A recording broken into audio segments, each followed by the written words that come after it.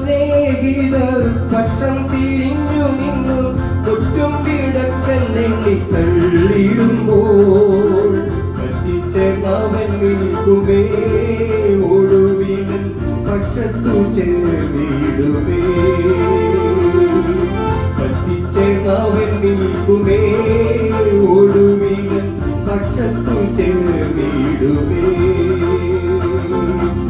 ൊടുവിട്ടൊടുവിട്ടൻ നാട്ടിൽ വീടിന്റെ മുൻപിലെത്തും.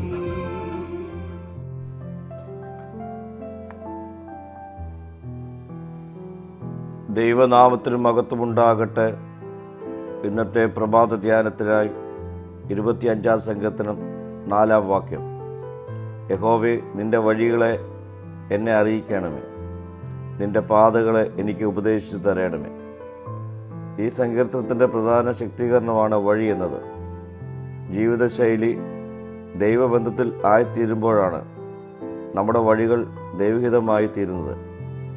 ദൈവവഴികൾ നടക്കുവാൻ സ്വയം ഏൽപ്പിക്കുന്നവർ വിനയാന്വിതനായി ദൈവീക പ്രബോധനങ്ങളെ അനുഷ്ഠിക്കുന്നവരായിത്തീരും. സ്വന്തം വഴികളെ ദൈവവഴികളായി തെറ്റിദ്ധരിക്കാവുന്ന അപകടങ്ങളിൽ നിന്നും ദൈവം വിടുവിക്കണമെന്ന് സങ്കീർത്തനക്കാരൻ പ്രാർത്ഥിക്കുന്നു. ദൈവത്തിൻ്റെ കരുണയും ദയയും ഓർത്തുകൊണ്ടാണ് സങ്കീർത്തനക്കാരൻ പ്രാർത്ഥിക്കുന്നത്. പ്രിയ സ്നേഹിതരെ, അന്ധകാരം നിറഞ്ഞ ജീവിത വഴിയാത്രയിൽ വഴിതെറ്റിപ്പോകാതെ എത്തേണ്ട ഇടത്ത് നാം എത്തിച്ചേരേണ്ടതിന് നമുക്കും പ്രാർത്ഥിക്കാം. യഹോവേ, നിന്റെ വഴി എന്നെ കാണിക്കണമേ. പ്രാർത്ഥിക്കാം. ശരിയായ പാതയിൽ സഞ്ചരിക്കുവാനുള്ള വഴി എന്നെ അറിയിക്കണമേ. മഹത്വം നീ എടുക്കണം. യേശുവിൻ്റെ നാമത്തിൽ തന്നെ. ആമീൻ.